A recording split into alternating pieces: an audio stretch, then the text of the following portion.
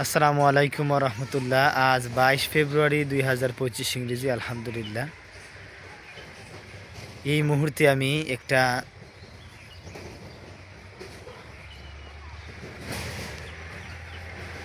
কৃষি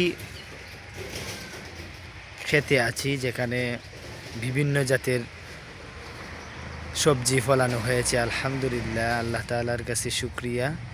আমার পিছনে যে সবজিটা দেখতে পাচ্ছেন, আপনারা দেখলেই চিনবেন, ওইটা হচ্ছে গিয়ে আমরা আঞ্চলিক ভাষায় যেটা বলি সেটা হচ্ছে গিয়ে উড়ি, আর এমনিতেই আমরা যে শুদ্ধ যেটা আছে ওইটা হচ্ছে শিম। আমার এই পাশে আছে আলহামদুলিল্লাহ কত সুন্দর, দেখেন আমি দেখাচ্ছি আপনাদেরকে। এই হচ্ছে গিয়ে ফুলকপি এবং বাঁধাকপি দুইটাই রয়েছে। ওই পাশে রয়েছে বাঁধাকপি এবং এইখানে ফুলকপি, আপনারা নিশ্চয়ই দেখতে পাচ্ছেন।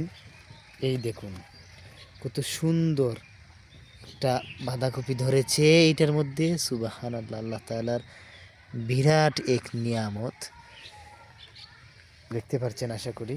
এই যে আরেকটা ধরেছে, সুবহানাল্লাহ। কে ওইগুলা ধরায়, কে ধরায় এগুলা? ওই যে ছোট্ট একটা বীজ থেকে এইটা এত বড় হয়ে তারপরে এত বড় একটা সবজি হয়, আমরা খাই। আল্লাহু আকবার, আল্লাহ তাআলার কত বড় নিয়ামত। এই দেখেন, এই আরেকটা ধরেছে, সুবহানাল্লাহ সুবহানাল্লাহ, অনেক সুন্দর। এই পাশে রয়েছে, দেখেন এই পাশে রয়েছে মরিচ।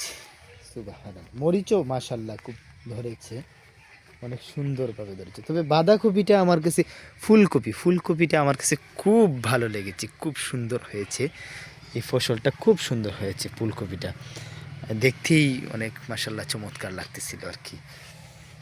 দেখতেই পারলেন, আমি একটু শর্ট ভিডিওর মাধ্যমে আপনাদেরকে দেখিয়ে দিলাম আল্লাহ তাআলার নিয়ামত।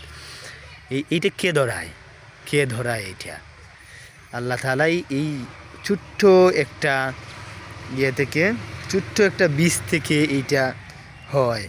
আচ্ছা, বীজ যদি নাই গজাইতো তাইলে কিভাবে ধরতো? আল্লাহ তাআলাই ওই বীজটা গজানোর ব্যবস্থা করে দিছেন এবং ফসল ধরে। ধান কে উৎপন্ন করায়? ধানটা বীজ যে কৃষক বীজ ফেলে আসে, এটা কি কৃষকই উৎপন্ন করে?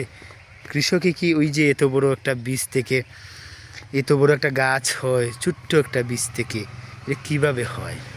আল্লাহ তাআলাই এটা বড় করেন এবং এইটাতে কে ফসল দেয়?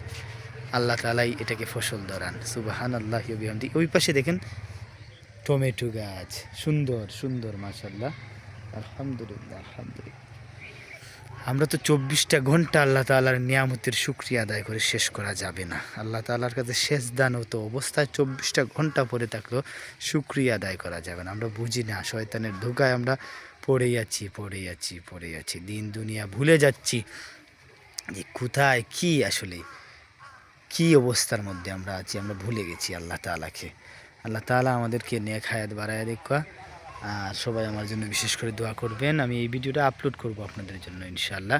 আসসালামু আলাইকুম রহমতুল্লাহ।